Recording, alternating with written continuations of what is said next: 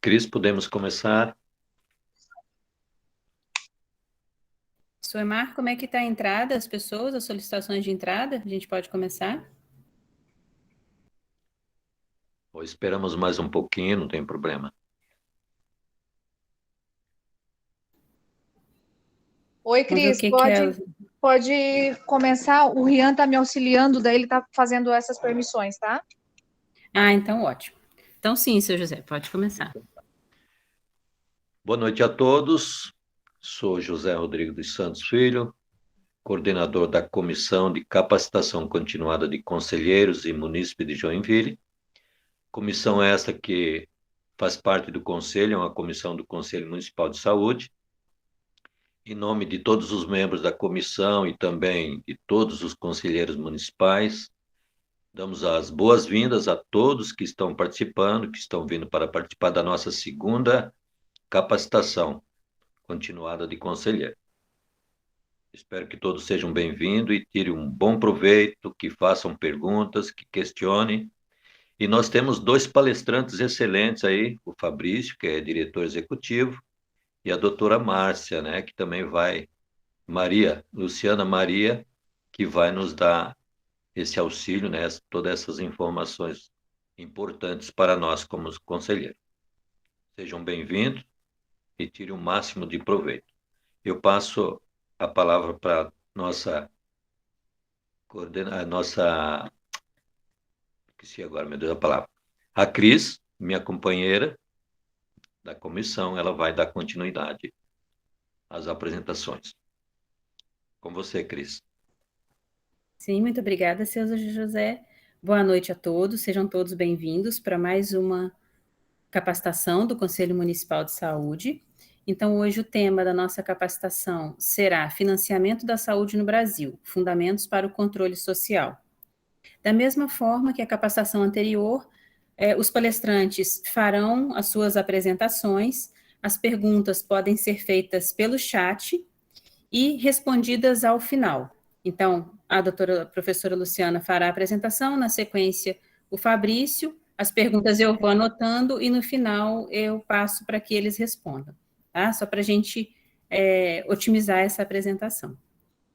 Então, com o tema Financiamento da Saúde no Brasil, Fundamentos para o Controle Social, temos como convidados professora Luciana Maria Mazon, doutora em Saúde Coletiva pela UFSC, docente efetiva do IFSC, integrante do Núcleo de Pesquisa em Saúde Coletiva e Laboratório de Práticas Baseadas em Evidências. Fabrício da Rosa, diretor executivo da Secretaria Municipal de Saúde, formado em Ciências Contábeis pela Univille, contador de carreira do município por 10 anos, com pós-graduação em Excelência Operacional na área da saúde, metodologia Lean Six Sigma, pelo Albert Einstein, e cursando MBA em Direito Tributário pela Escola de Negócios Sustentável, atuando há 5 anos na direção executiva na área administrativa e financeira da Secretaria de Saúde de Joinville. Então, esses são os nossos convidados. Uma noite muito proveitosa de muitos conhecimentos. Então, boa capacitação a todos nós. Gostaria de convidar primeiro a professora Luciana para iniciar a sua apresentação. A professora, a tela e o áudio são seus. Tá bom. Então, boa noite a todos. Eu só vou pedir, Cris, que você me sinalize se tiver alguma interrupção pela internet aqui, porque está sinalizando que está um pouco instável. Então, você me avisa se estiver cortando o áudio, tá bom? Por gentileza. Tá, tudo bem. Tá bem? Então, inicialmente, boa noite a todos. O meu nome, como a Cris falou, é Luciana. E antes de qualquer formação acadêmica, eu quero dizer que eu sou conselheira também, né? Representando o governo, o Instituto Federal de Santa Catarina. Então, é um grande prazer estar aqui hoje. Eu agradeço a essa comissão o convite, esse espaço de estar aqui com os meus colegas conselheiros, debatendo um tema tão relevante para a saúde, se não um dos mais importantes, eu diria, que é o financiamento e o que rege, né? A gente poder manter os serviços de saúde no nosso país. Então, eu vou fazer uma fala, né? Por favor, bom, acho que no final, né, vocês podem direcionar as perguntas, então. Eu vou projetar aqui a apresentação.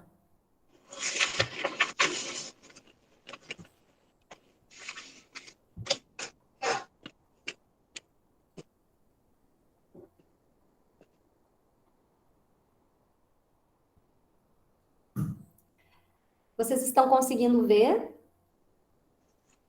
Sim, perfeito. Então, vamos lá. Então, eu organizei a fala de hoje a partir de algumas questões norteadoras, né, que eu chamo de questões provocativas. Então, eu estruturei um sumário da minha fala, eu vou começar falando um pouquinho das bases do sistema de saúde brasileiro, para nós entendermos esse financiamento, perpasso pela questão do financiamento, falo de alguns desafios impostos por algumas legislações, como a Emenda Constitucional 95 e a Portaria 2979, e aí faço algumas considerações finais. E o que me provocou a seguir essa sequência nessa apresentação foi algo que a gente ouve, às vezes, as pessoas falando, né? E que, às vezes, eu me pergunto, né, em relação ao que leva as pessoas, às vezes, a terem essa percepção sobre o financiamento da saúde no nosso país, né? Então, a primeira pergunta que eu lanço a vocês é: será que o investimento em saúde no Brasil é adequado? Será que a gente gasta muito? Será que a gente gasta pouco? Será que a gente gasta muito bem o recurso? Ou será que a gente gasta muito mal esse recurso, né? E qual é a maior parcela do gasto com saúde no nosso país, né? Se a gente buscar, se nós pegarmos tudo que nós gastamos com saúde no nosso país, será que o maior gasto é público ou será que esse maior gasto é privado?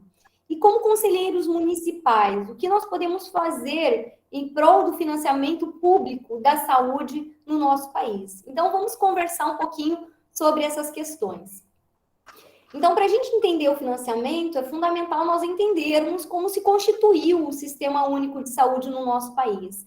Então, é importante nós revermos um pouco da história, né? Nós voltarmos um pouquinho, observarmos um pouquinho o passado, para nós entendermos também um pouco o presente e também tentarmos não retroceder em relação à organização desse nosso sistema, né? Então, como que era a organização do serviço de saúde anterior a 88? Então, nós tínhamos um sistema que prestava serviços principalmente médico-hospitalares, um sistema bastante segmentado e que atendia clientelas previdenciárias. Então, tinha direito à saúde quem contribuía para isso, né? Então, as pessoas que eram de algumas categorias profissionais, faziam contribuições, tinham direito à saúde. Então, essa é uma carteirinha do INAMPS, né? O INAMPS criado lá em 77, que muitos de vocês têm alguém da família que teve, ou talvez tiveram essa carteirinha, e algo que eu chamo a atenção nela é a contracapa dela, né? Que diz assim, que a revalidação somente será feita mediante documento que comprove a manutenção do seu direito à assistência médica. Então, não eram todas as pessoas que tinham direito a serviço médico hospitalar. Então, aí tem toda a reforma sanitária, né? A 8ª Conferência Nacional de Saúde, que como conselheiros a gente conhece bem todo esse percurso histórico do movimento sanitarista, e a gente tem aí a Constituinte de 88, que torna a saúde um direito de todos e o dever do Estado, né? E aí a consolidação das leis 8080, né, da Lei Orgânica da Saúde, com os princípios do SUS de longitudinalidade, integralidade, equidade e suas diretrizes, né? E a Lei 8.142, que diz que nós, conselheiros de saúde, participamos das decisões desse sistema.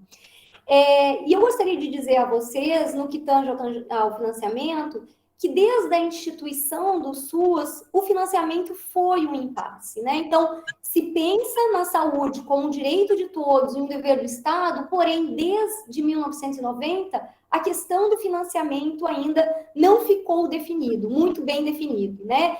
Se definiu legislações, enfim, mas a questão do subfinanciamento desde a instituição do SUS persiste, tá?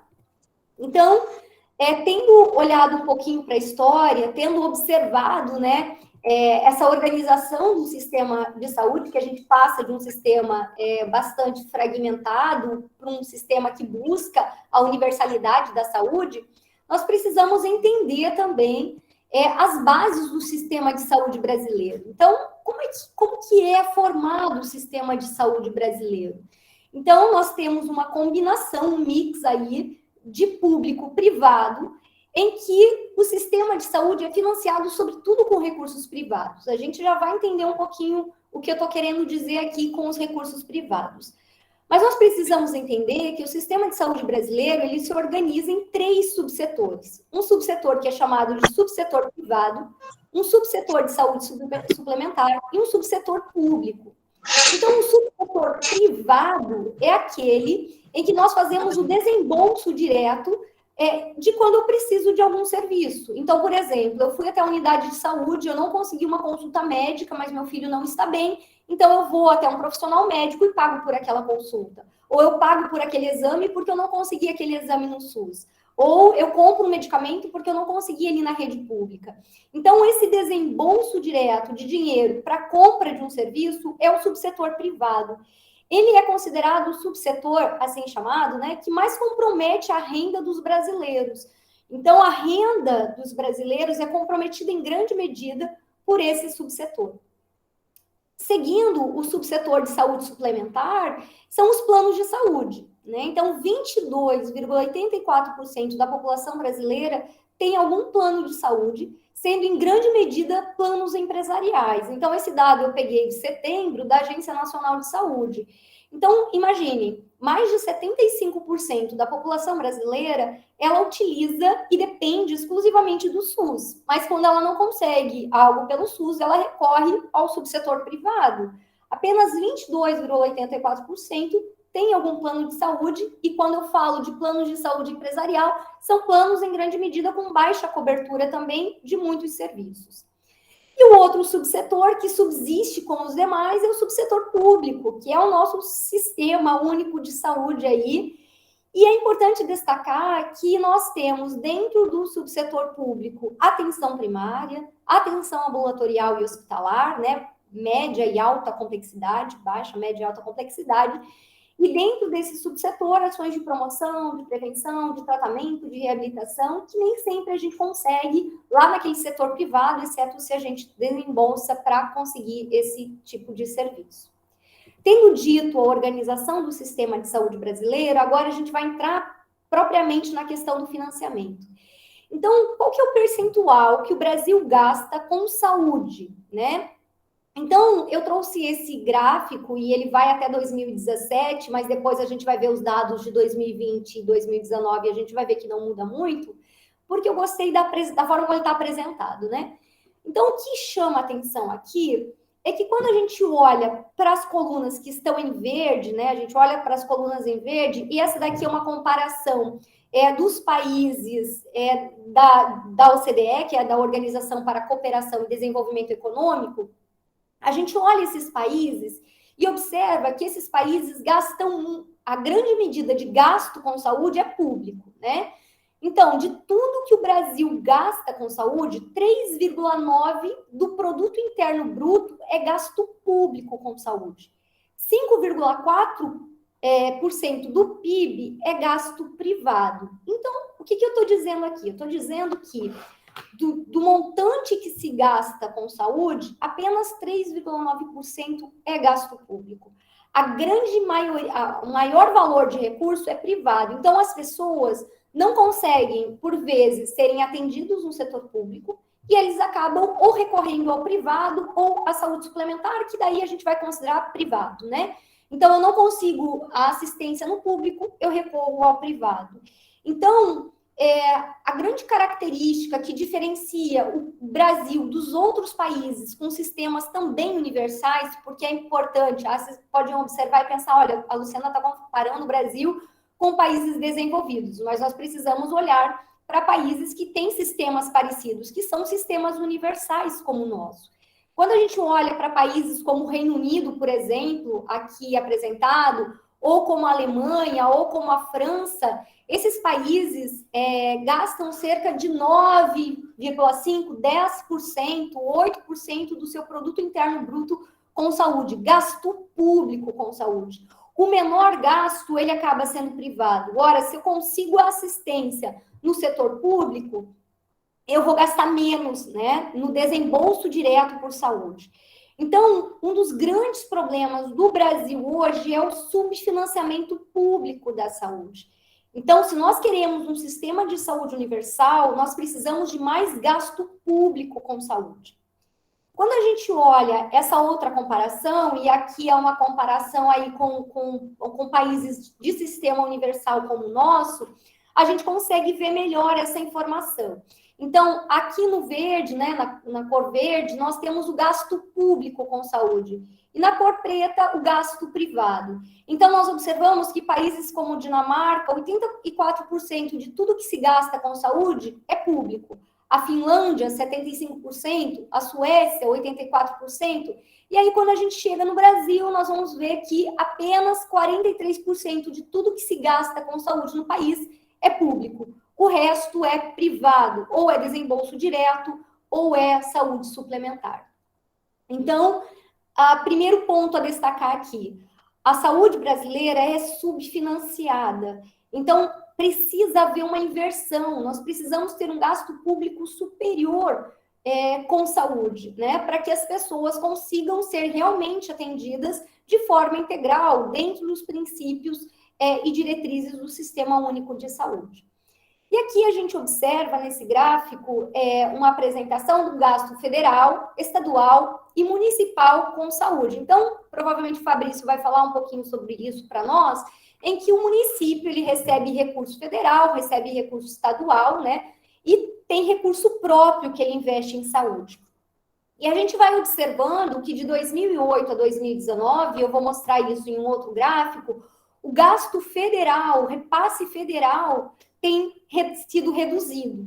E o investimento municipal tem sido aumentado. Então, o município tem usado cada vez mais recurso próprio para manter a saúde, porque o recurso federal tem decaído ao longo dos anos. E o que a gente observa, e eu gostaria de destacar aqui de modo especial, é o total per capita gasto com saúde. Então, o gasto por pessoa dia, né? Então, em 2019, claro que 2020 a gente tem uma distorção um pouco aí por conta da pandemia, mas nós gastávamos por dia, por pessoa no nosso país, R$ 3,83. Não dá uma passagem de ida para o trabalho, né? Então, é um gasto muito baixo. É possível um sistema universal com esse investimento em saúde de 3,9%? A gente vê que no nosso dia a dia conseguir cumprir os princípios e diretrizes do SUS é praticamente inviável. E aí a gente vê os problemas que nós observamos dia a dia nas unidades de saúde a qual nós buscamos assistência. Esse daqui é um gráfico que traz o orçamento federal executado em 2020, né?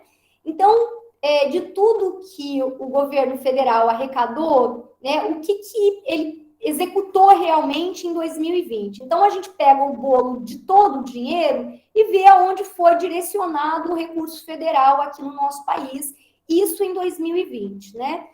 Então, o que mais nos chama a atenção é que, de tudo, né, de todo o orçamento federal, 39,08% foi para pagar dívida e juros da dívida pública, né? Amortização, juros e amortização da dívida pública. 20,34% para a Previdência Social, mas o que eu gostaria de destacar aqui de modo especial é a saúde, 4,26% do produto, do valor, né, foi para a saúde, 4,26%. Nós falávamos de 3,9%, então em 2020 nós tivemos um acréscimo de recurso aí. Ora, nós estávamos numa pandemia, numa emergência de saúde, nós precisávamos de mais recursos, nós precisávamos de mais leitos de UTI, nós precisávamos estruturar as nossas unidades de urgência e emergência para atender essas pessoas. Então, realmente, foi criado um regime fiscal extraordinário em 2020 que trouxe um pouco mais de recurso diante daquela calamidade em que nós estávamos vivendo em 2020, né? Só que o que acontece? Em 2021, nós tivemos... em 2021, não, desculpa. Em 2016, nós tivemos a Emenda Constitucional 95, que eu vou falar um pouquinho mais à frente para vocês. Essa Emenda Constitucional 95, ela estabelece um teto de gastos para a saúde e congela os recursos da saúde por 20 anos. Em 2020, a gente conseguiu, então, esse crédito, né, esse regime fiscal chamado de regime fiscal extraordinário.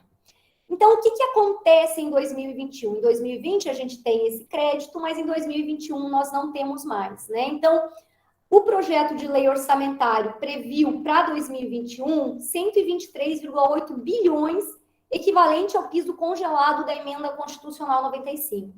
No interior desse total, cerca de 7,3 bilhões foram emendas parlamentares e bancadas estaduais, consumindo cerca de 6% do piso da saúde. Então, o que acontece? Em 2020 nós tivemos esse acréscimo, em 2021 nós já não tivemos mais esse acréscimo, né? E ainda boa parte desse recurso se tornou emendas parlamentares e de bancadas, o que é um problema, porque nem sempre essas emendas vão para os municípios ou para aquele serviço que a gente mais precisa. O plano de lei orçamentária de 2021 indicou uma perda nominal de 37,2 bilhões em relação aos valores executados em 2020, que for cerca de... que 2020 foi de 161 bilhões. Eu quero dizer para vocês que em 2022, a Lei de Diretrizes Orçamentárias aprovada no Congresso já aponta para a repetição do padrão verificado em 2021. Então, enquanto em 2020 a gente teve um pequeno aumento ali que foi para 4,26, em 2021 já cai. Então, foi desconsiderado todas as demandas reprimidas que a gente teria em decorrência da pandemia e que a gente vai ter que atender agora em 2021. E também se desconsiderou todas as sequelas decorrentes da pandemia que nós também precisaremos atender. Um pouquinho do percurso histórico do financiamento, claro que eu não vou falar de todas essas legislações, mas eu quero destacar alguns pontos importantes: a Emenda Constitucional 29, a Lei 141 de 2012 e a Emenda Constitucional 95 de 2016 e a Portaria 3992. Então, da Emenda Constitucional 29 de 2000, em relação a todo esse processo histórico do financiamento, ela estabeleceu um teto de gastos dos municípios, do Estado e da União. Então, ela estabeleceu que os estados devem gastar 12% do que ele arrecada com saúde, os municípios, como Joinville, por exemplo, 15% do que ele arrecada ele tem que destinar para a saúde, e a União também tinha o valor ali estabelecido. Lá na Lei Complementar 141 de 2012, ficou definido realmente quanto que a União deveria destinar. Então, a União deve aplicar na saúde o valor empenhado no ano anterior, mais a variação nominal do PIB. Então, esse era o montante que a União deveria destinar à saúde. Obviamente que o valor que a União destina é maior que os estados e que o município destina, porque ela é que é a detentora, né, dos maiores recursos. Obviamente, com isso, ela precisa destinar mais recursos também. Mas o que a Emenda Constitucional 95, começa com a 86 e depois com a 95 em 2016, o que ela traz para a saúde que foi um grande problema? Ela mudou essa base de cálculo aqui que nós tínhamos até 2012. Enquanto em 2012 a gente fazia o cálculo pela variação nominal do PIB, aqui com a Emenda Constitucional 95, nós usamos receita corrente líquida. Então, ao invés de variação do PIB, é pela receita corrente líquida. Além disso, a Emenda Constitucional ela congela os gastos públicos por 20 anos e estabelece um limite máximo para as despesas primárias, que não inclui juros e nem despesas financeiras para os próximos 20 anos. Com isso, desde 2018, os valores mínimos obrigatórios de execução em saúde equivalem a 15% da receita corrente líquida de 2017, atualizado pelo IPCA de 12 meses. O que eu quero dizer para vocês é que os gastos com saúde, depois dessa Emenda Constitucional 95, depois de 2016, eles tiveram um gasto, um corte de recurso da ordem de bilhões de reais, que é o que eu vou mostrar para vocês. Então, pensem só. Eu mostrei para vocês dados ali de 2017, né? 3,9% do PIB. Metade do que os países, menos da metade do que países universais com sistemas como o nosso gastam. Depois da Emenda Constitucional, a gente tem mais corte de recurso para a saúde ainda. Esse daqui é uma tabela que eu não vou explorar aqui com vocês, mas ela é de um dos maiores economistas da saúde do país, que é o Aquilas Mendes, e ele faz aqui uma projeção até 2036, mostrando para nós, lá em 2036, de quanto será a perda de recurso para a saúde com a emenda constitucional. Então, ele coloca aqui os valores percentuais de PIB do governo federal, repassado, né, aos municípios, pelo percentual do PIB, pelo percentual da receita corrente líquida, e aqui a perda que a gente vai observar ao longo dos anos, né? Então, como eu disse para vocês, se estima uma perda ao longo desse tempo de cerca de 415 bilhões de reais, tá? E, além desse subfinanciamento, eu trago aqui um dado bem importante de um relatório emitido pela Organização Mundial da Saúde, foi um dos maiores relatórios sobre financiamento no mundo, e ele olhou para os países, para o financiamento dos países no mundo. E ele percebeu que o Brasil, lá em 2011, estava entre os 24 países que menos destinam recurso de seu orçamento para a saúde, ficando atrás, inclusive, da média africana. Então, nós sempre ficamos com esse valor, 3,9% do PIB, 4% do PIB. Então, esse subfinanciamento existe há longos anos, né? E se mantém e piorou, né? Então, nós estamos numa situação ainda mais crítica em relação ao financiamento a que nós estávamos já, né, há alguns anos atrás. De acordo com esse relatório, em uma estimativa bastante conservadora, foi mostrado que cerca de 20 a 40% dos recursos de saúde no mundo são desperdiçados. Então, olha, se a gente gastava somente 3,9% do produto interno bruto com saúde, 20 a 40% dele ainda é desperdiçado. Que desperdício é esse? É corrupção. Então, é medicamento comprado que não deveria ser comprado, hospital de campanha sendo construído e nunca sendo utilizado, né? E a pandemia foi uma amostra viva desse grande problema que a gente enfrenta no nosso país, né? Então, eu gostaria de destacar aos conselheiros que o sistema público de saúde no Brasil é subfinanciado e ele é ineficiente. Então, a gente gasta mal o recurso ainda. E aqui eu gostaria de destacar somente uma questão importante, é que, como eu disse para vocês, ao longo dos anos, o investimento federal tem decaído e o municipal aumentado.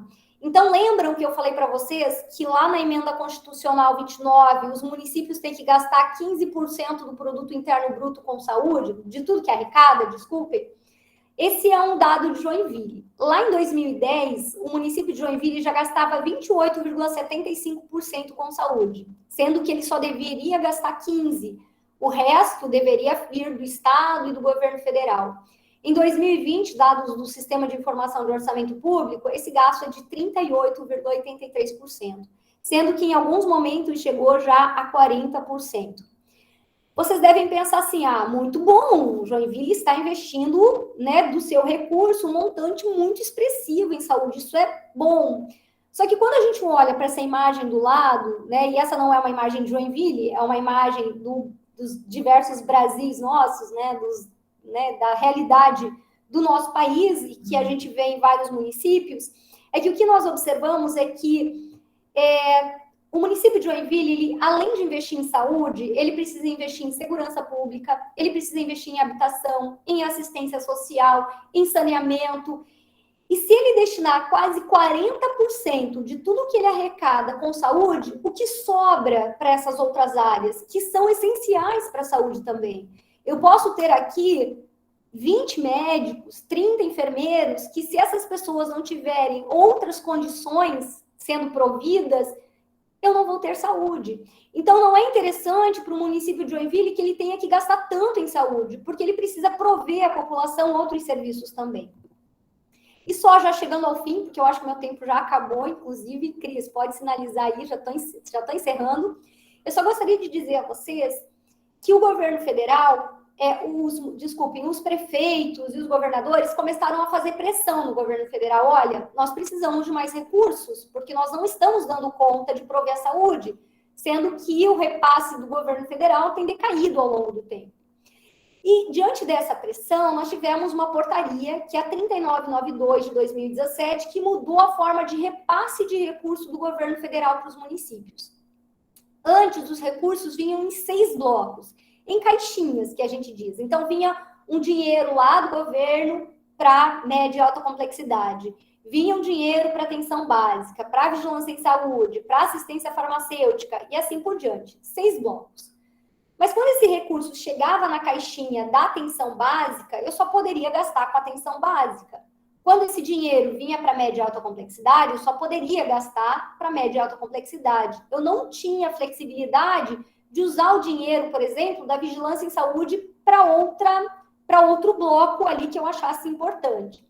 É importante destacar para vocês que a responsabilidade do município com recurso próprio é principalmente com atenção básica e não com média e alta. Então, a média e alta, em grande medida, deve ser financiada pelo Estado ou pelo governo federal, certo? Mas o que acontece? Diante dessa pressão, o governo mudou o repasse de recurso para os municípios. Então, agora a gente tem 2 blocos só. Um bloco que é chamado, que agora mudou a nomenclatura, né? Que era os blocos de custeio e investimento. Agora, em 2020, o nome mudou. É bloco de manutenção, que é para manutenção de serviços, né? Consumo, materiais de consumo em grande medida, e o bloco de estruturação da rede de serviços. Então, vem para 2 blocos. Então, se joga esse recurso nos 2 blocos e o município tem liberdade de usar para que ele achar melhor. Ele pode usar, se ele precisar mais para atenção básica, se ele precisar mais para farmacêutica, e ele tem essa flexibilidade. Porque acontecia muito dos municípios, por exemplo, receberem recurso para vigilância em saúde e não usarem esse recurso, ou não saberem como usar, ou não conseguir usar o recurso da vigilância em saúde. E ele voltava, porque eu não tinha como flexibilizar. Agora eu consigo flexibilizar. Isso é bom? Se a gente perguntar para o Fabrício vai dizer, Luciana, isso é muito bom, porque nos ajuda a gente gastar no que a gente precisa mais. Mas o que os sanitaristas e economistas da saúde já anteviam é que o que vai acontecer é que os municípios acabam investindo muito mais em média e alta complexidade, que é o que custa mais, né? E por quê? Né? Acaba que o governo federal não faz repasses adequados e acaba se gastando mais na média e alta complexidade. Então, expõe os gestores locais à pressão dos custos da atenção hospitalar e de procedimentos de diagnose e terapia, né? Com um forte componente privado. E aí, cabe a nós, gestores, estarmos atentos a isso. E o recurso para atenção básica?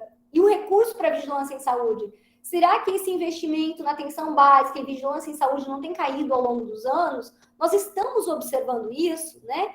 Em tese, o que deveria acontecer? Né? Em tese, a gente não tem toda essa flexibilidade assim também para o gasto, porque esse gasto ele deve estar alinhado ao Plano Municipal de Saúde, que nós, conselheiros, aprovamos, e que nós, conselheiros, controlamos esses gastos também.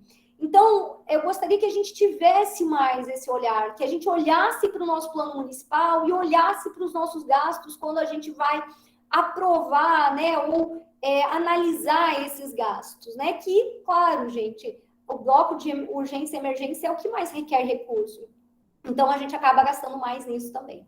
E só para fechar, eu prometo, eu gostaria de destacar só a portaria 2979 de 2019, que instituiu o programa Previne Brasil. Ele muda todo o financiamento da atenção primária à saúde. Então, essa página aqui mereceria uma capacitação só sobre isso, porque a gente tem toda uma mudança nesse financiamento, né? Então, o argumento do governo é a flexibilidade, a autonomia local e maior eficiência. Mas a gente observa na prática, né, e os estudos mostram que a gente vai ter aí uma perda financeira importante. Então, o que aconteceu com com o Previne Brasil, que é esse novo financiamento? Então, a gente passa a remunerar as equipes de atenção básica formadas por médicos, enfermeiros, auxiliares ou técnicos de enfermagem apenas. A gente faculta a presença de dentistas e auxiliares e técnicos de saúde bucal, então é facultativo tê-los ou não. A gente não tem mais a obrigatoriedade de, no mínimo, 4 agentes comunitários por equipe. Então, antes a gente precisava de um agente comunitário para cada 750 pessoas, hoje isso não é mais obrigatório. Se a minha unidade de saúde quiser só um agente comunitário, está ok. E o repasse de recurso não é mais pelo piso de atenção básica fixo e variável. Então, como que acontecia antes do Previne Brasil? A gente recebia um montante de recurso, que é o PAB fixo, que vinha fixo para aquela unidade de saúde, E nós tínhamos ainda o PIB variável, que era assim, eu pactuo com o Programa Saúde na Escola, então eu recebo recurso do Programa Saúde na Escola, eu pactuo um outro serviço, eu recebo recurso desse outro serviço que eu pactuo, e assim por diante. Agora a gente não tem mais esse valor mínimo. Agora o repasse é por captação. O que é essa captação? É por cadastramento de pessoas. Então, eu tenho as famílias cadastradas, eu vou receber recurso. Tá? Se eu não tiver, eu não recebo recurso. E aí, dependendo do cidadão cadastrado, a gente tem o acréscimo. Se for menor de 5 anos, se for maior de 65 anos, se for beneficiário de programas sociais. Então, o que acontece aqui? Olha, o repasse se dá por cadastro, mas agora não é mais obrigatório ter agente comunitário. Quem é que vai cadastrar essas pessoas, né? Sabendo que as equipes estão hoje sobrecarregadas, né, com um território muito maior, muitas vezes, do que seria o adequado para aquela equipe. Então, isso nos faz pensar se realmente a gente vai conseguir o recurso mínimo para manter a atenção primária aí. E aqui os estudos já estão mostrando, né? Eles fizeram um estudo no Rio e em São Paulo, estimaram perdas de 400 milhões para o município de Rio de Janeiro e 700 milhões para o de São Paulo, considerando a situação atual do cadastro na APS. Num cenário ótimo nesse estudo, em que eles conseguiriam 100% de cadastro no Rio e em São Paulo, a perda seria de 3% do recurso no Rio e 25% em São Paulo, mesmo com 100% das pessoas cadastradas. Gente, há uma lógica nisso. Se a gente tem um congelamento de recursos a partir da emenda constitucional 95, né, que congela os recursos, muda a base de cálculo, com queda desse recurso, como é que a gente vai aumentar recurso aqui, né? É difícil, né? E essa é uma referência, assim, do Carlos Otávio, né, Oqueia Reis, que é um grande economista da saúde brasileiro, que também vale a pena a leitura. E eu gostaria de dizer que a atenção primária é a base do sistema. E a pandemia mostra isso também. A gente precisa da urgência e emergência, mas a gente consegue controlar a doença com a vacina. Então, a gente precisa impedir que as doenças aconteçam, né? E todo esse processo de prevenção e promoção acontece na APS. E quais são os rumos da APS no nosso país? E aqui, gente, então, os problemas fundamentais é a insuficiência de recurso, a dependência excessiva de pagamentos diretos, as pessoas estão recorrendo à saúde suplementar e ao sistema de saúde privado, porque a gente não está conseguindo seguir os princípios e diretrizes do SUS pela insuficiência de recurso. Então, a gente sabe que sem dinheiro é a mesma coisa que em casa, a gente não consegue manter a casa, né? Então, a gente precisa de recurso. E aí, a gente, prometo que finalizando, né? Eu sempre falo, teve uma fala do Jair Nilson Paim, que é um grande sanitarista brasileiro também, e ele trouxe uma fala que eu gosto de repetir quando eu faço alguma fala sobre financiamento.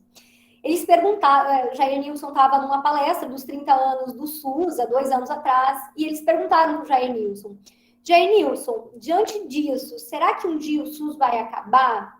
E o Jair Nilson, ele responde, ele não vai acabar, mas ele não vai acabar porque ele é bom.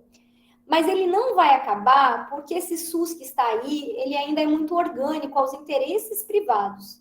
Além de comprar medicamentos e equipamentos, atender as empreiteiras para construir UPAs e hospitais, o SUS funciona como um resseguro para essas empresas de planos de saúde, que quando o risco sobe para elas jogam o cliente para o público. Então, a princípio, não é interessante para eles que o SUS acabe.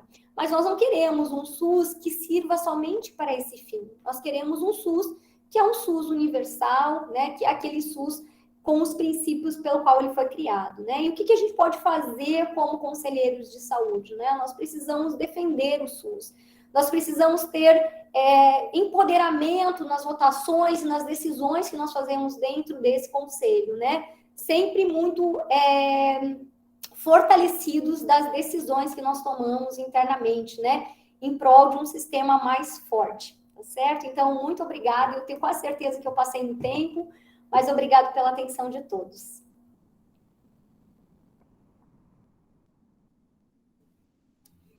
Obrigada, professora Luciana. Agradecemos muito a sua apresentação. Trouxe conceitos muito importantes para nós. Espero que todos tenham aproveitado bastante e no final, se quiserem, podem colocar as perguntas no chat, que no final eu passo para que ela possa responder. Então, agora eu gostaria de convidar o Fabrício para realizar a sua apresentação. Fabrício. Boa noite a todos. Até se o Conselho puder me auxiliar, isso, ótimo. Colocando ali a apresentação. Primeiro, queria agradecer a esse Conselho o convite, a confiança nessa pessoa para poder estar falando um pouco de financiamento do SUS para vocês. E fico bem feliz mesmo pelo esse convite, tá? Eu fico à disposição, independente do cargo, mas como pessoa, para poder estar auxiliando esse conselho. Independente, vocês me conhecem, acho que toda assembleia ordinária, extraordinária, eu estou pedindo pauta para poder estar aprovando orçamento, aprovando convênio, mas hoje eu venho aqui para poder também estar auxiliando vocês, explicando como é que funciona um pouco o financiamento nosso aqui no município e também dando algumas ferramentas para vocês, junto com outros conselheiros, poder fiscalizar a gente também. O próximo slide, por favor. Eu vim hoje, lógico, como diretor executivo da Secretaria da Saúde. Deixa eu me apresentar, quem não me conhece, meu nome é Fabrício da Rosa, mas eu queria estar hoje conversando mesmo como uma pessoa que está há 5 anos trabalhando com recursos públicos da saúde, para poder estar auxiliando vocês a poder estar fiscalizando a gente no momento posterior. Mas como diretor executivo e nessa gestão, a gente está prisando na saúde como missão promover saúde e bem-estar para as pessoas, tendo como visão ser uma instituição ágil e inovador, atento às necessidades de integralidade e estabilidade referente à gestão de saúde pública no Brasil. E nós estamos trabalhando nesse momento com os valores de orgulho e paixão, transparência, empatia e cuidado, eficiência, inovação e sustentabilidade e governança. Então, com todas essas questões desses valores, estamos trazendo para todos os nossos serviços essa missão, essa visão, esses valores, para que a gente possa trazer no dia a dia, e principalmente nesses próximos 4 anos, o investimento que nós temos em serviços que tragam uma realidade melhor para o usuário e também tentando trazer acesso aos maiores serviços, a maior quantidade possível de serviços de saúde. E por que a gente não consegue estar cumprindo na totalidade? Porque a gente tem um recurso pré-estabelecido a gastar. Se acaso o microfone tiver algum problema, por favor, me sinalizem, tá? Eu não tenho toda a oratória que a professora Luciana tem, mas a gente vai estar trabalhando aqui com vocês com aquilo que a gente sabe que é o nosso dia a dia. E para trabalhar a nível de financiamento do SUS, eu trago um pouco daquilo que até a Luciana comentou ali, que preconiza os investimentos na área da União, no Estado e no município. A Lei Complementar 141, de 2012, juntamente com a Emenda Constitucional 95, define alguns valores mínimos que cada ente federativo deve aplicar. No caso, a União, é lógico que teve uma alteração da Emenda Constitucional 95, mas resumindo, aquilo que foi gasto no ano anterior acrescido da inflação. Lógico que o ano de 2020 foi um diferencial pela questão da Covid, mas é o que isso preconiza a legislação atual. Os estados têm que aplicar 12% daquilo que arrecada de impostos na área da saúde, e o município deve gastar, no mínimo, das arrecadações de impostos, 15%. Eu consultando no site tanto do Estado, no site da União eu não tive essa informação, por isso não consegui colocar, mas o Estado, nesse momento, está aplicando 13,44% dos recursos de impostos, e o município, nesse último quadrimestre, conforme foi apresentado no Conselho, aplicando 37,20%. Isso foi até dia 31 de agosto. Como é que os municípios e os entes trabalham essa questão do financiamento? Eu trabalho através de fundos específicos de saúde. Então, o financiamento do SUS é oriundo de recursos da União, do Estado e do município, eles são administrados em contas bancárias específicas, na qual são constituídas os fundos de saúde, que são fiscalizados pelos conselhos de saúde, vocês, no caso, e pelos demais órgãos de controle, Tribunal de Contas, Ministério Público, entre outros. Então, os secretários da saúde, que são os gestores financeiros desses fundos. Próximo slide. Então, conforme citado ali, cada ente federativo tem a sua obrigação direta de aplicação na área da saúde. Assim como a União tem a sua aplicação direta, na qual compra insumos como vacina e outros insumos específicos, eles não conseguem estar atuando diretamente no município. Então, para poder fazer esse investimento que preconiza a legislação, eles repassam um recurso deles para outros fundos executarem. Então, por isso que o município de Joinville recebe recurso da União, porque como a União não consegue fazer a aplicação direta do investimento, repassa o recurso para o fundo estadual ou fundo municipal para executar.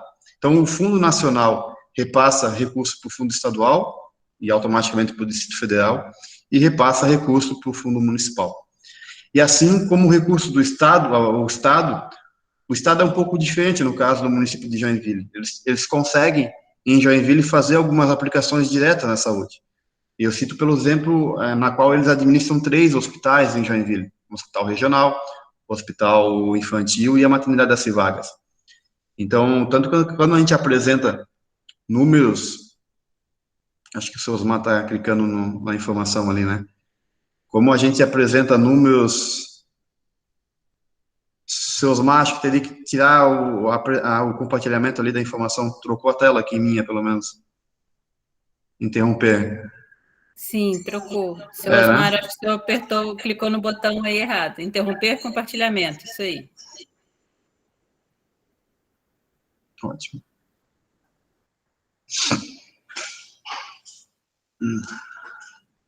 Ainda está compartilhando, seu Osmar. Está compartilhando, seu Osmar, né? Então, quando o seu Osmar retira o compartilhamento, o fundo estadual, quando a gente faz a prestação de contas, a gente não repassa o valor investido do Estado diretamente no município, que é a questão dos hospitais, né, do Estado. O volume está no máximo.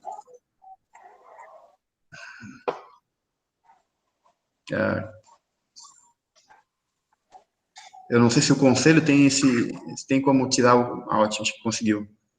Se puder colocar novamente ali a apresentação. Não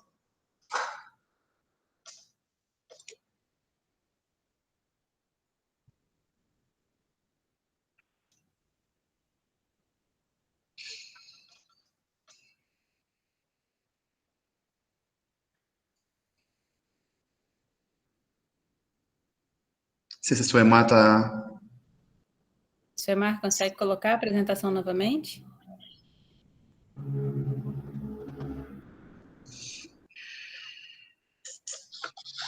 Não está aparecendo? Não.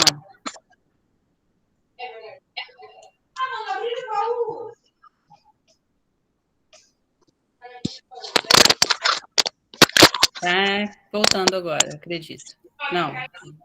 Não apareceu. Começou e sumiu de novo. Tá, já coloco, só um pouquinho. Então, só dando um cumprimento enquanto aparece a tela ali. Então, quando os entes não conseguem aplicar diretamente no Estado, ou não conseguem aplicar diretamente no município, para eles poderem cumprir o mínimo que preconiza a legislação, eles fazem o repasse do dinheiro direto aos demais fundos. E é aí que vem a questão do repasse fundo a fundo. Então, o Estado não consegue aplicar uma situação específica, repassa dinheiro para o município, ou a União, né? Repassa diretamente para o Estado, ou repassa diretamente para o município, principalmente naqueles serviços que são de sua referência, no caso, a média e alta complexidade. O próximo. Então, aí eu trago um pouco uma figura, aquilo da onde que entra o recurso no fundo municipal. Eu utilizo o exemplo do município de Joinville.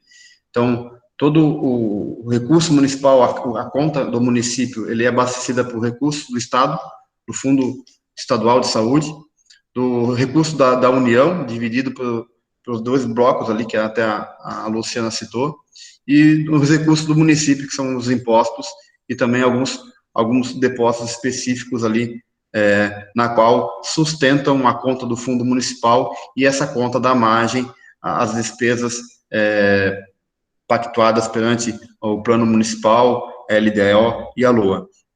O próximo, falando um pouco de recurso federal, acredito que a Luciana já explanou uma boa parte ali da onde que vem o recurso federal, por causa da portaria 3992, simplificou muito a gestão do recurso. A gente tinha, eu digo porque, enquanto é o antigo modelo de financiamento, na qual a gente tinha 6 caixinhas e as caixinhas não se conversavam, e a gente tinha muita dificuldade de fazer a gestão. Às vezes a gente tinha contas a pagar da média e alta complexidade, débitos muito grande, só que na caixinha da atenção básica tinha saldo sobrando, na qual eu não conseguia compensar uma com a outra. A partir de dessa portaria 3992, simplificou somente em 2 blocos, de custeio e de investimento, na qual ficou mais simples a gestão do município. Custeio é para poder custear todos os serviços de saúde, e investimento ali só pode estar restrito à compra de equipamentos e obras. E ambos dos 2 blocos têm os grupos divididos de média alta, assistência farmacêutica, vigilância em saúde, gestão e atenção básica, que são grupos, não são blocos, e elas podem se conversar entre elas. Dentro de cada grupo, lógico que existem portarias específicas do Ministério da Saúde que fazem depósitos específicos, incentivos específicos, habilitações específicas para dar margem a esses valores. O próximo, por favor. Então, aqui eu trago um pouco, e enquanto a Luciana estava apresentando, eu encaminhei ali no chat alguns links, até para poder esses links servirem para os conselheiros fazerem essas pesquisas, fazerem a fiscalização referente à execução do fundo municipal, né? Hoje de manhã eu consultei essa tela, que é o portal do Fundo Nacional de Saúde, e não é uma informação que precisa de login e senha, é uma informação pública, é só selecionar lá o município de Joinville, e essas informações estão abertas, demonstrando ali os 2 blocos em vermelho, e cada um dos blocos é dividido ali nos subgrupos. Isso foi retirado hoje de manhã. Então, até exato momento, com recurso proveniente do Fundo Nacional, recebemos um valor próximo de 222 milhões, dividido ali naqueles grupos. Eu trago nos próximos 2 slides, 2 grupos que é importante para vocês estarem fiscalizando e estarem acompanhando. Por favor. Ali, principalmente a questão da média e alta complexidade, na qual a média e alta complexidade são os serviços ambulatoriais de diagnóstico e hospitalares, que são divididos em vários subgrupos, e cada subgrupo está escrito ali, e a questão do FAEC, de cirurgias eletivas, tem um recurso específico ali da COVID. Cada município, dentro das portarias específicas, podem se habilitar perante os serviços prestados para poder estar recebendo recursos e incentivos do Fundo Nacional. Eu vou estar utilizando como exemplo ali o segundo item, que é o item da saúde, que é o chamado teto MAC, que é o teto MAC, teoricamente, ele é uma média histórica de toda a produção de serviços de média e alta complexidade que nós executamos na cidade. Então, ele é uma média dos últimos anos sobre todos os serviços de saúde que nós fizemos em internações e procedimentos cirúrgicos, exames laboratoriais, exames de imagem, habilitações de serviços. Então, o Ministério da Saúde avalia mensalmente de cada município, e nisso vai fazendo adições e vai fazendo retiradas desse teto, e até coloquei no link ali, essas adições podem ser pesquisadas ali no site do MAC, que é o CISMAC, pode ser considerado no município de Joinville todo acréscimo e todo decréscimo do pagamento do município, por qual motivo que foi se houve uma habilitação, se houve uma desabilitação, e fora esse, o Ministério da Saúde fazem repasses específicos para algumas atividades específicas, por exemplo, cirurgias bariátricas, ele não entra na composição do teto MAC, então ele é um valor especial. O município fez de cirurgia bariátrica o valor da tabela SUS, o município recebe automaticamente no outro mês, até o próprio ali serviço de nefrologia, que está baseado ali a questão do serviço da ProRim. Então, aquilo que o município executou num mês, ele recebe automaticamente no outro mês. Então, são serviços especiais. Todos esses elementos específicos, ele compõe o subgrupo da média e alta complexidade. Próximo. E aqui eu trago um pouco também do financiamento da atenção básica. Todas elas podem ser consultadas ali no site do portal do Fundo Nacional de Saúde. Trazendo ali um pouco a fala da Luciana na questão do Previne, realmente é algo que nos preocupa, ainda bem que ainda não foi colocado em prática ainda o Previne, mesmo que a legislação informava que deveria ser em 2020, e o Ministério da Saúde suspendeu pela questão da Covid, e automaticamente também em 2021 suspendeu pela causa da Covid, então a promessa é a partir de 2022 ser aplicado o Previne. Nossas equipes já estão trabalhando nessa questão para poder estruturar nessa captação dos cadastros, e automaticamente o Previne é interessante na questão do cumprimento de alguns índices que ela traga, e eu concordo com a Luciana, acho que é importante ser pauta específica do Conselho de uma capacitação, Previne. A gente está trabalhando com as nossas agentes distritais e junto com as coordenadoras sobre a explicação do Previne, para que isso também chegue nos conselhos locais, porque a gente vai precisar também alguns indicadores específicos, a ajuda do conselho local para estar auxiliando junto com a comunidade, para poder a gente estar cumprindo e estar sendo também, recebendo o financiamento. Porém, ainda continua, por favor, volta, continua ainda a situação antiga do financiamento da atenção básica, que ainda a gente tem também algumas modalidades específicas ali, eu digo, aquele incentivo financeiro, que é o penúltimo, de baixo para cima, que a gente recebe um valor próximo de 2.800.000. Aqui está todos os montantes, valores per capita que nós recebemos, e também, incluso esse valor, também tem a habilitação e a habilitação de cada equipe da saúde, da família, que a gente habilita no município e recebe um incentivo específico do Ministério, está incluso nesse montante. Lá em cima também tem um montante específico que a gente recebe um recurso financeiro para cada agente comunitário da saúde, que a gente cadastra no CNES da Unidade Básica de Saúde. Próximo, por favor. E assim como eu citei ali da questão do SISMAC, também disponibilizei um link para vocês ali também estarem consultando, e até é interessante para vocês, conselheiros locais, porque ali nesse site do gestor Atenção Básica, principalmente nesse link ali que eu sinalizei, que é o financiamento da atenção básica, o próximo slide, por favor, ali a gente consegue estar consultando e chegar até no CNES da unidade de vocês, para poder verificar se a unidade de vocês, aonde a equipe está cadastrada, onde tem agente comunitário de saúde, se está habilitado perante o Ministério e está recebendo recurso para isso. Então, ali vocês conseguem, tem vários links, que vocês conseguem ir buscando aonde chegou esse valor do financiamento da atenção básica para o município. É lógico que eu trouxe aqui só uma tela, que ali, demonstrando esse valor de 2,5 milhões, nós recebemos referente a 157 equipes da saúde da família. E se acaso vocês for clicar em detalhes ali, vocês conseguem ver CNES por CNES, lá no site, CNES por CNES dessas equipes. Então, vocês vão poder identificar os postos de saúde de vocês, se estão habilitados e se o município está recebendo recurso para isso.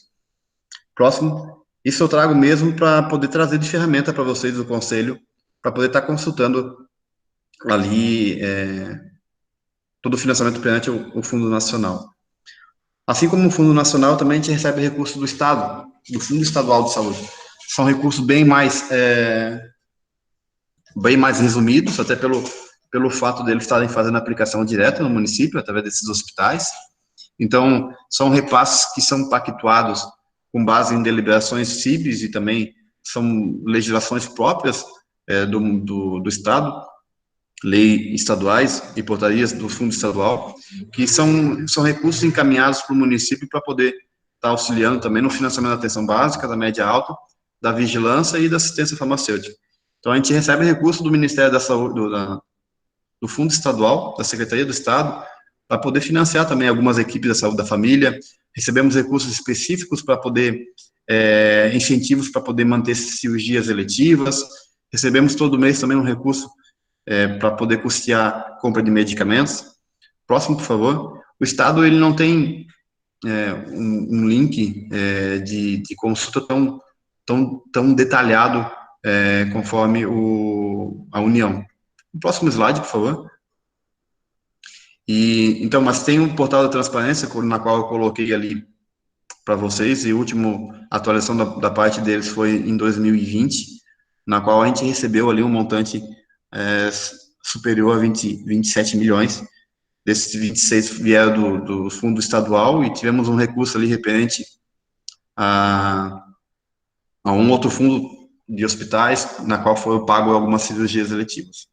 Dentro desses 26, tiveram incentivos da atenção básica, tiveram leis e convênios específicos com o hospital, e eu cito a política hospitalar catarinense, que eu geralmente estou aqui nesse conselho solicitando aprovação. Então, essa é a maneira, e comparado ao repasse da União, é um repasse bem mais resumido, mas automaticamente porque o Estado faz investimentos diretos aqui no município de Joinville, coisas que a União não faz, e repassa esse recurso para o fundo municipal. Próximo. E automaticamente trazemos aqui os recursos do município. Os recursos do município são resumidos principalmente nas arrecadações de impostos, que são recursos considerados livres de aplicação. Lógico que tem que ser respeitados aí os limites constitucionais, e são chamados recursos próprios.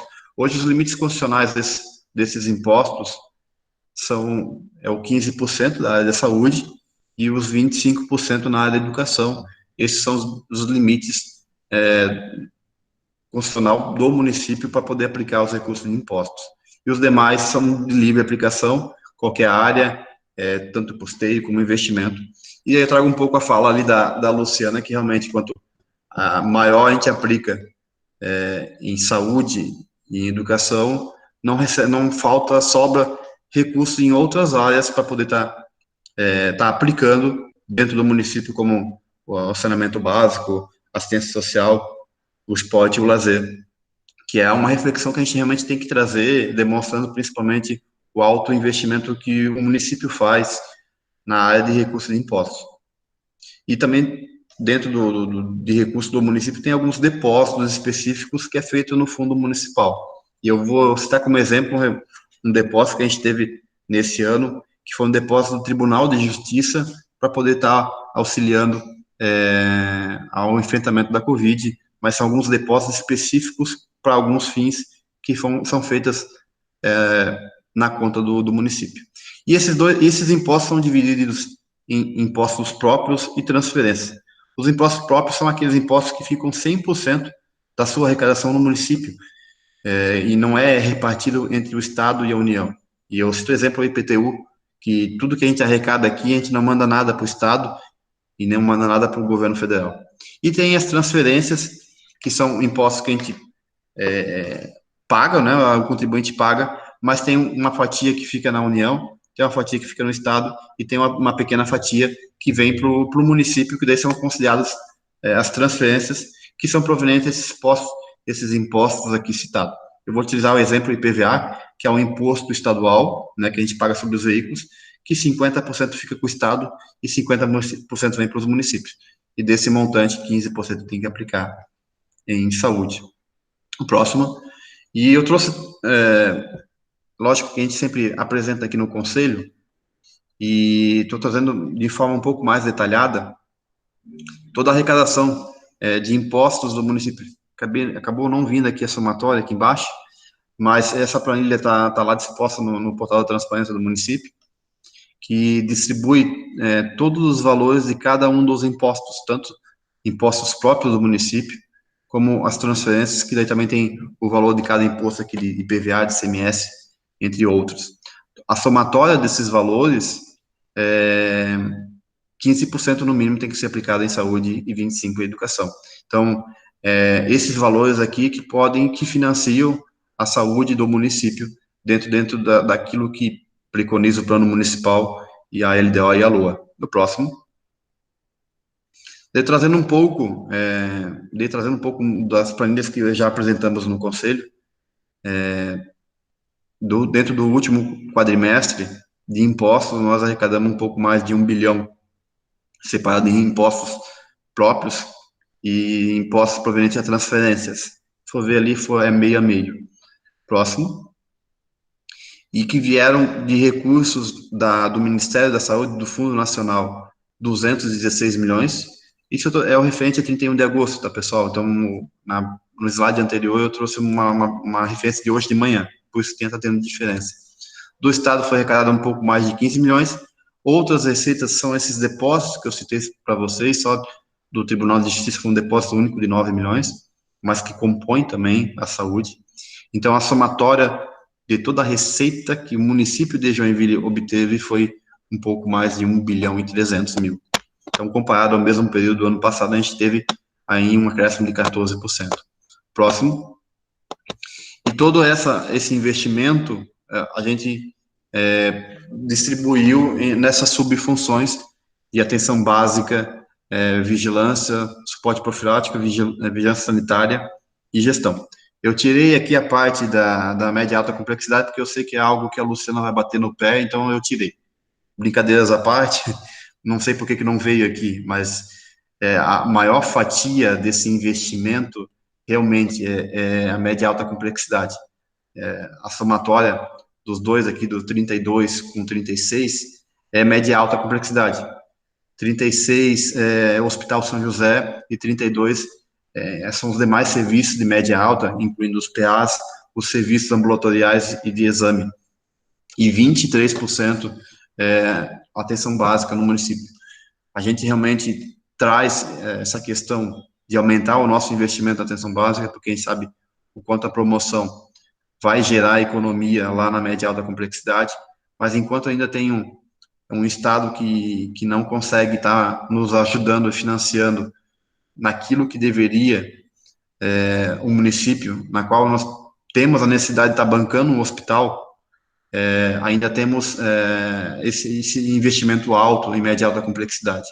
Então, é isso que a gente tem que trazer um pouco da discussão do investimento do Hospital São José, porque limita muito o investimento em outras áreas da saúde dentro do município. Então, trazendo o total de despesa em 2021, ali foi um total de um pouco mais de 602 mil reais. E de toda a despesa, próximo, por favor.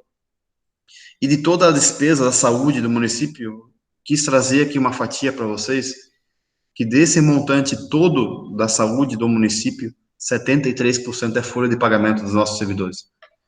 7% é o custeio do Hospital São José. Eu digo custeio, é o contrato POA que nós temos, né?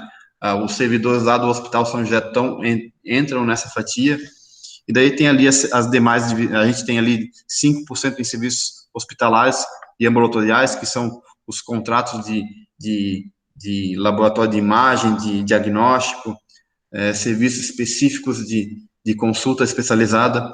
4% ali tem um contrato específico com o Hospital Bethesda, daí ali tem as demais divisões. Então, assim, todo o financiamento da área da saúde de Joinville hoje, 3/4, podemos aí resumir, para poder pagar a folha de pagamento dos nossos servidores todos, incluindo aí o Hospital São José. Próximo. E para finalizar, e aí apresentou aí, teve um erro na planilha, mas não tem o meu celular aqui, mas depois eu disponibilizo, mas acho que o mais importante ficou aqui é um lembrete, que não é uma fala minha, mas de vários autores, que a saúde realmente não tem preço, porém tem custo. Então, o que eu quero trazer com esse reflexo? Que a gente entende como gestão o quanto, às vezes, vocês solicitam o aumento de serviço, contratação de profissional, mas nós aqui sempre temos que olhar essa situação que nós temos um orçamento pré-determinado, temos que pensar que, além do orçamento, nós temos uma receita também limitada, e tudo que eu aumentar na fonte 100 de recursos do município, eu tenho que diminuir em alguma outra área do município, na qual essa outra área pode refletir em economia lá de saúde. E eu cito o exemplo, saneamento básico, esporte e lazer.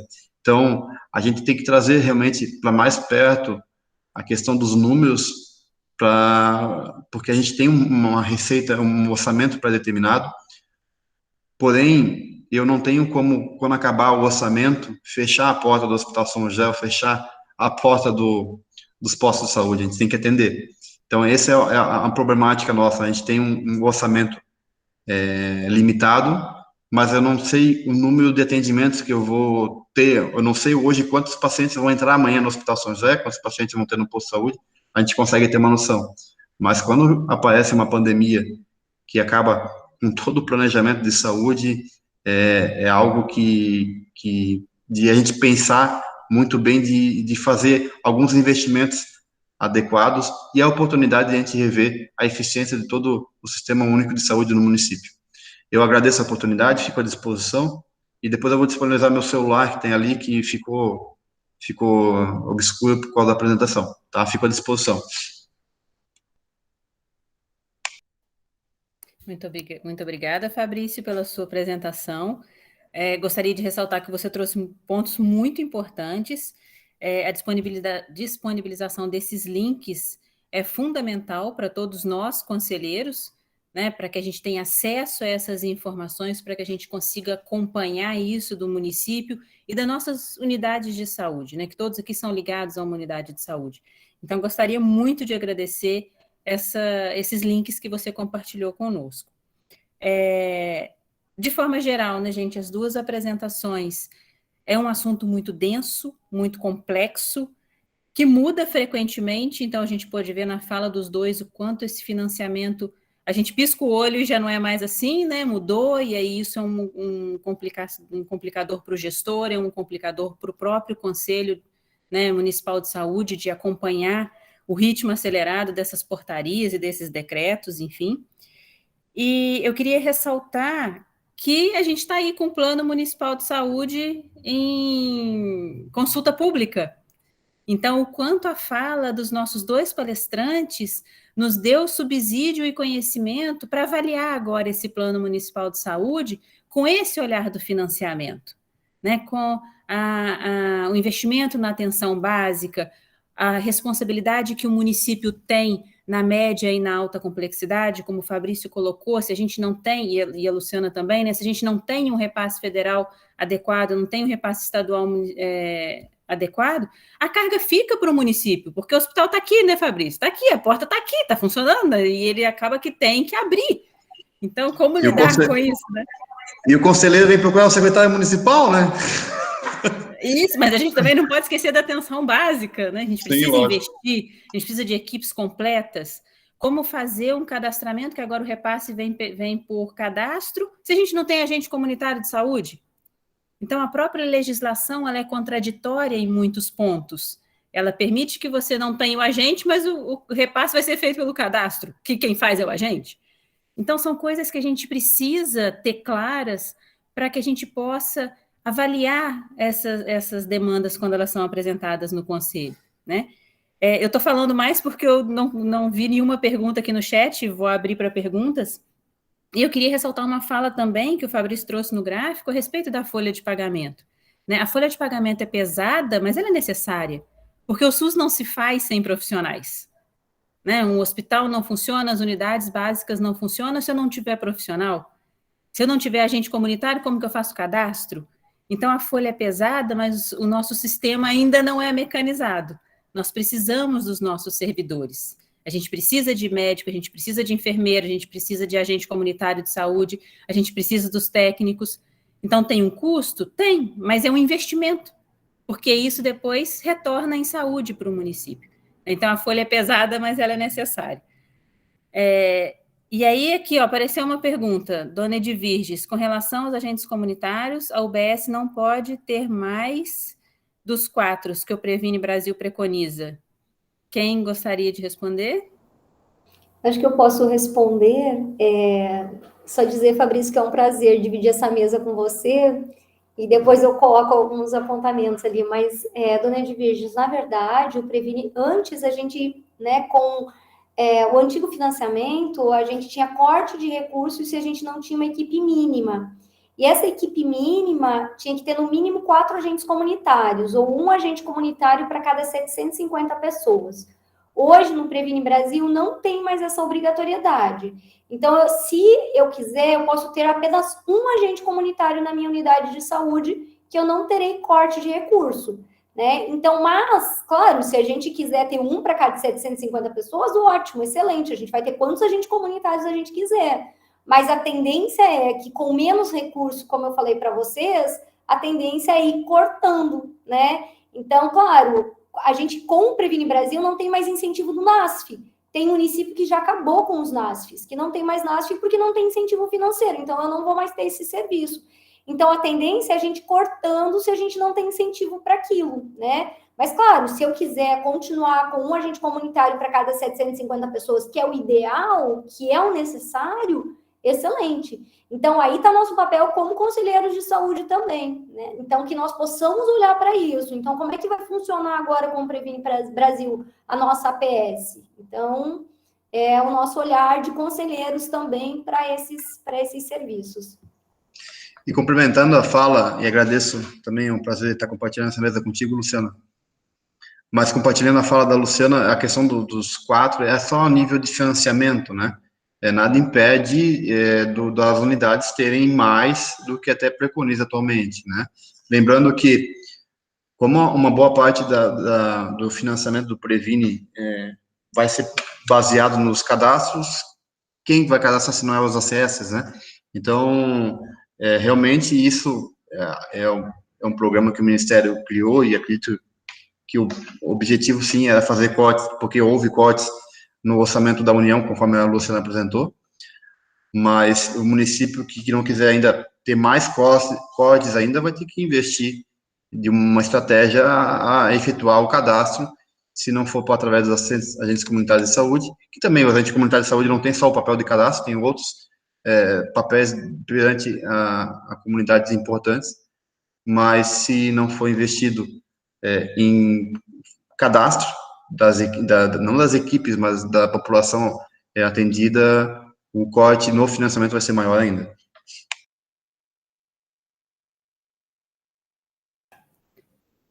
O Wilson perguntou aqui como é possível acompanhar todas essas mudanças, para que nós possamos estar fazendo nossos trabalhos de conselheiro. Acredito que as mudanças, acho que o Wilson está se referindo ao Previne, né, Wilson? Nós estamos capacitando os nossos coordenadores para poder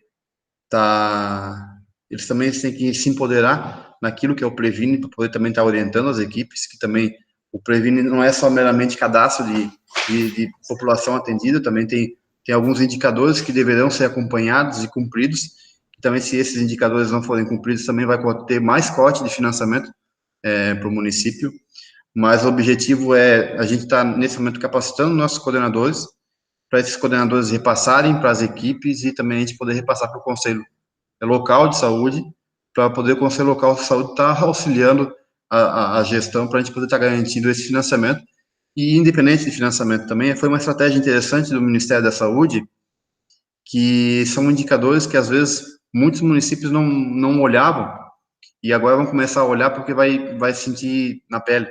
Então, é lógico, pensando em algo Brasil, é interessante acompanhar esses indicadores.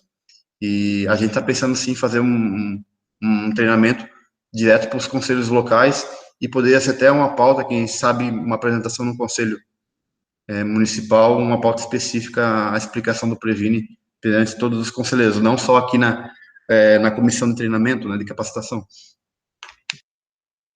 Wilson, se eu puder acrescentar só, Wilson, é um desafio muito grande, porque é muita mudança em tudo, Wilson. Então, muda financiamento, muda o tempo todo, assim, é nova emenda constitucional, é nova portaria, é difícil de acompanhar, Wilson. Eu vou te dizer assim, ó, que esse espaço que vocês criam aqui de treinamento é o melhor que tem, porque é o momento em que você chama alguém para falar do Previne, você chama alguém para falar de financiamento, porque, por exemplo, eu estudo financiamento desde o meu doutorado, então eu conheço e consigo acompanhar um pouquinho mais isso, mas já não consigo acompanhar, por exemplo, a área que a minha outra colega professora estuda, porque é muito diferente do que eu estudo. Então, esse é o spa, esse é o caminho, sabe, Wilson? Porque a gente não consegue saber tudo de tudo. Se eu entrar em questões muito técnicas do financiamento, como eu não vivo o dia a dia ali também, né? Às vezes a gente não tem essa expertise, né? Então, esse é o caminho, Wilson, é esses espaços. Então, chamar as pessoas certas para falar do que vocês realmente precisam, que é esse passo que vocês já deram, perguntando, né, o que a gente realmente precisa saber. E eu acho que alguém já perguntou, alguém já ia engatar uma segunda pergunta ali. Acho que daí essa para o Fabrício, ali, o Fabrício, a da Adelina. A dona Adelina, como é sabido, achei acompanhado por vocês a questão de concurso público há um bom tempo não temos no município de Joinville, por inúmeras situações.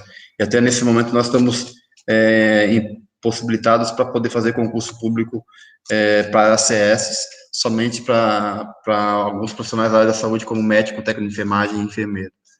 Então, nesse meio tempo, realmente, a gente não conseguiu fazer contratação, foi feito alguns seletivos, porém, nós estamos, nesse momento, trabalhando com a contratação e a possibilidade da terceirização da recepção das unidades básicas de saúde.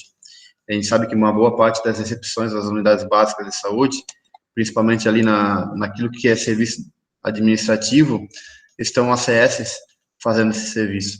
Então, a gente está em montagem digital para ver se já no final de fevereiro isso já está publicado e, quem sabe, homologado, a fim de contratar uma empresa para poder assumir as recepções das unidades básicas de saúde, assim como é feito em outros locais, em outros municípios. Se for ver, até o próprio hospital regional tem a recepção terceirizada, alguns órgãos do Estado, e o objetivo é estar liberando esses agentes comunitários de saúde para poder fazer esse serviço junto com a comunidade, pensando lá no ano que vem um concurso público daí que vai abranger inúmeras áreas da saúde e demais secretarias. Então, dessa maneira que a gente está pensando que é uma ação de curto prazo, que acho que a gente já até explanou para alguns conselhos locais, quando a gente vem aqui em reunião na Secretaria da Saúde, que é esse processo de terceirização da recepção para liberar, assim, não só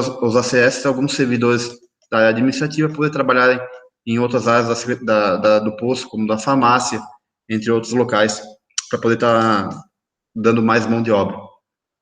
E a questão do autocadastro, que eu estava vendo aqui, lógico que no Previne Brasil, a maior dificuldade nossa vai ser encontrar aqueles usuários que não usam o serviço público de saúde, que não vão para o posto de saúde, porque esses usuários que sempre estão nos postos de saúde, o cadastro já está atualizado no nosso sistema informatizado. Então, a nossa maior dificuldade mesmo vai ser realmente encontrar, principalmente, aqueles usuários que não utilizam o sistema único, que têm seus planos privados, porque mesmo eles tendo plano privado, eles são usuários do SUS, porque eles podem, em qualquer momento, e vão ter direito a atendimento nos postos de saúde. Mas nós estamos com a estratégia até o final do ano, se Deus quiser, der tudo certo, a gente lançar o aplicativo da saúde, na qual esse aplicativo, para poder a pessoa ter acesso, ela tem que renovar o seu cadastro, fazer um cadastro. Então, essa maneira que a gente está tentando trazer de estratégia como se fosse um autocadastro, não dependendo somente dos agentes comunitários de saúde. Então, a gente está trazendo algumas estratégias que esse autocadastro automaticamente vai alimentar um sistema interno do município, que é o sistema atual de gestão. Não é o aplicativo, a gente vai pegar a informação do aplicativo e cadastrar no sistema de gestão interna nossa, que automaticamente vai alimentar ali o Ministério da Saúde, para não precisar estar utilizando os agentes comunitários de saúde. Mas a importância dos agentes comunitários de saúde é a qualidade da informação, a qualidade do cadastro. Por isso que ainda vai ser necessário os agentes comunitários de saúde nesse cadastro. Só complementando a questão do autocadastro, eu acho que tenho certeza que quando o Ministério pensou, ele não pensou no cadastro em si, ele pensa que as pessoas, elas precisam ser atendidas, elas precisam ser assistidas. Então, são pessoas que eu preciso olhar para elas, saber que elas existem e trazê-las para dentro da minha unidade. Então, entender que elas estão cadastradas não é só um número, porque economicamente a gente olha, eu preciso cadastrar, que é para ganhar mais. Não, eu preciso que essas pessoas sejam atendidas pelo serviço, que elas sejam acolhidas dentro das suas necessidades. Só que nós sabemos que, né, com um subfinanciamento ali, eu não consigo ter pessoal, né, então a gente sabe que as nossas equipes na atenção básica estão bastante deficitárias hoje, que a gente precisa olhar para isso. Então, eu me preocupo com os 2 blocos de financiamento só, porque a gente flexibiliza muito e tem muito disso que o Fabrício disse, né? Então, as pessoas vão lá e batem na porta do prefeito, batem na porta do secretário, eu preciso disso, eu preciso daquilo, e eu tento assistir aquilo, mas, né? Então, a gente está sempre nessa corda bamba aí. E é louvável, né? Porque é difícil a gente conseguir fazer gestão com tão pouco, né? Com tão pouco recurso. A gente tenta fazer o melhor que se consegue e a gente compreende isso aí, mas só na questão do autocadastro, é para além do cadastro em si, é para além de um registro, né? É atender, é ver essa pessoa, saber que ela existe e que ela precisa ser acolhida por aquele serviço.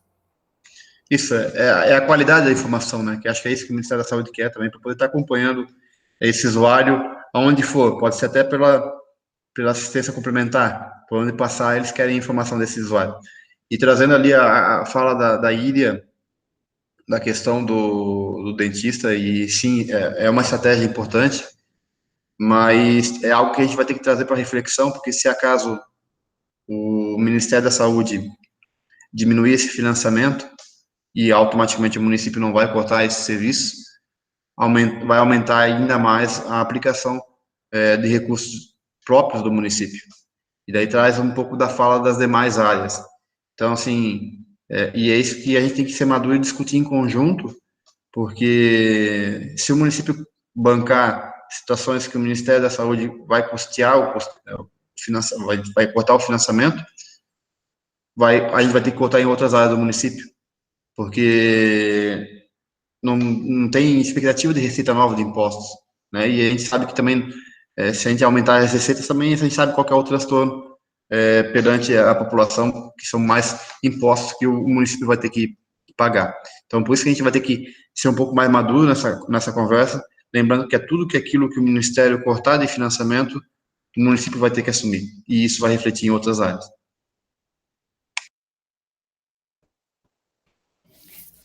Bom, acho que isso que vocês trouxeram é muito relevante, né? E se a gente tiver esse canal de comunicação aberto de maneira clara, como a gente fez aqui agora, né? Vai ajudar muito na hora de aprovar essas questões no plano municipal, no Conselho Municipal de Saúde, isso que o Fabrício trouxe, né? De a gente precisar sentar, conversar, refletir sobre o que vem por aí, né? E todas as restrições, talvez, que a gente ainda tenha nessa questão do financiamento. Acho que a gente já pode caminhar para o encerramento, né? Porque já são 8h05, não sei se alguém tem mais alguma pergunta ou se os 2 palestrantes gostariam de falar mais alguma coisa. Cristiano, eu só queria, não sei se enquanto eu vou falando, alguém quiser comentar alguma coisa, trazer um complemento da tua fala inicial, antes dos questionamentos ali, que era referente à folha de pagamento. Realmente a gente sabe que a saúde depende de servidores, sem dúvida, assim como eu sou servidor também de carreira, mas como a gente fala de recursos, a gente está falando também de corte de financiamento por parte do Ministério da Saúde, um subfinanciamento pela Secretaria Estadual de Saúde, na qual eles não assumem alguns serviços que o município tem que assumir. Nós temos que começar a discutir sobre eficiência do gasto público, né? Então, temos que começar a discutir alguns porque na qual eu não posso trazer eficiência de alguns serviços por conta da contratação de empresa ao invés de contratação de servidor, na qual o servidor fica vinculado a um custo de longo prazo para o município. Então, o objetivo de demonstrar aquela pizza é que a gente tem que trazer, às vezes, um pouco mais de eficiência do gasto em pessoal, né? porque às vezes eu posso, eu não sei eu não sei o quanto é mais, a discussão muito grande em Joinville de se abrir uma nova UPA na zona oeste do município, que o Ministério da Saúde financia a abertura de UPA. Hoje o Ministério da Saúde paga para cada UPA 300 mil por mês, só que só de folha de pagamento numa UPA tem 1 milhão por mês. Então, coisas que a gente tem que trazer para a discussão buscando um pouco mais da eficiência, né? Hoje, nas unidades básicas de saúde, quando a gente vai procurar uma consulta e precisa de um exame de sangue, por exemplo, a maior parte é encaminhada por laboratórios privados vinculados a credenciamentos do município. Então, por quê? Porque é mais eficiente encaminhar para o privado a nível de custo do que encaminhar para o laboratório municipal, que nós temos um alto custo com a folha de pagamento. Então, é isso que talvez também a gente vai ter que ser maduro e começar a discutir, essa eficiência, lembrando que a gente tem que garantir o atendimento de qualidade para o nosso usuário, independente se for por servidor público ou for pela iniciativa privada. Lembrando que cada vez mais o recurso está escasso. É mais por isso que eu trouxe essa fatia que a gente vai ter que trazer para o Conselho para discussão. Eu digo porque a gente está iniciando algumas conversas de discussão no próprio Conselho referente à questão de OS, a questão da eficiência do Hospital São José. Então, a gente tem que trazer à tona essa situação. Perfeito, Fabrício. Eu acho que sim, a gente precisa conversar sobre isso, né? Eu acho que vale uma capacitação só em relação a esse tema de OS, né? Porque a gente tem alguns pontos positivos, mas a gente tem muitos pontos negativos também. Temos algumas experiências de outros municípios que a coisa não saiu como deveria, né? Enfim, mas não vamos entrar nesse ponto agora, que senão a gente vai virar a noite aqui. Mas eu acho que bom, assim, que a gente vai ter esse canal de comunicação aberto para conversar sobre isso, né, para que todos possam entender melhor como funciona essa parte do financiamento, as necessidades que teremos que enfrentar daqui para frente. Então, acho que podemos caminhar para o encerramento. Seu José, pode fazer o encerramento para nós? Obrigada a Luciana, obrigada ao Fabrício e a todos os presentes aqui na nossa capacitação hoje. Isso mesmo, faço minhas tuas palavras, tá, Cris? Muito obrigado, Fabrício, doutora Luciana. É um aprendizado muito grande para a gente, como conselheiro, né? Precisamos aprender muito mais. A gente sabe que tem algumas feras aí que já manja bastante, mas para nós é importante essa capacitação, toda essa informação. Isso desperta muito para a gente fazer um trabalho de excelência como conselheiro também. Muito obrigado a todos que participaram. Obrigado, Cris. Pode falar, Cris. Só acho que o seu Osmar, antes de eu falar o encerramento final, acho que o seu Osmar gostaria de uma fala, seu Osmar? Sim, gostaria. Não sei se está escutando? Sim, estamos escutando.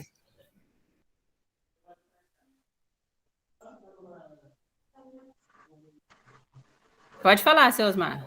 O microfone está fechado. O microfone do senhor está fechado, seu Osmar. Então vou abrir. Aí. Isso, e agora estamos ouvindo. Boa noite a todos, tá? Bem como diz o Maurício, a gente tem que ser conversado mesmo, porque está ficando meio complicado, né? Nós já temos poucas ACS e elas ainda estão fazendo serviço dentro da unidade de saúde, porque o trabalho da ACS é levar a demanda, né, da rua para dentro da ACS, principalmente para a saúde da família, né, que precisa ser para acompanhar. Mas tá bom, vamos ter que conversar, vamos ter que, né, brigar. E esses links aí, fica à disposição dos conselheiros, né? Boa noite a todos, né?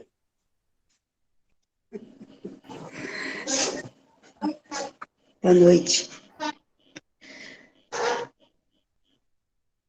Dona Adelina, gostaria de falar? Não, eu só quero parabenizar aí os dois palestrantes de hoje, dizer que é muito importante e também fazer uma sugestão, né, ao presidente do conselho, que não fique só com a comissão para palestra, mas que abra espaço, pelo menos de 2 em 2 meses, uma reunião do conselho com todos os conselheiros para discutir as políticas públicas, que é muito interessante isso, né? Porque tem bastante conselheiros novos que precisam entender, e a gente nunca sabe tudo, tem que aprender sempre, né? Então, seria importante o conselho também fazer essa mobilização para que todos os conselheiros possam estar participando também, né? Bem, É pouco só a nossa Sim. capacitação, né? E isso. agradecer a Mas todos. estamos dando uns passinhos, né, dona Adelina? Com Devagarinho estamos certeza, indo. com certeza, com Vamos certeza, pelas beiradas e vamos chegar lá no presidente do conselho, tranquilo. com certeza. Obrigado a todos, gente. Boa noite. Fico muito grato Boa pela noite. palestra. Né? Parabéns a todos, principalmente o pessoal da comissão e os palestrantes. Valeu? Fique com Deus. Até a próxima. Boa noite a todos. Muito obrigada, noite. obrigada à comissão. Um abraço. Obrigada, Fabrício, por dividir a mesa comigo. Abraço. Tchau, tchau. Tchau. Boa noite.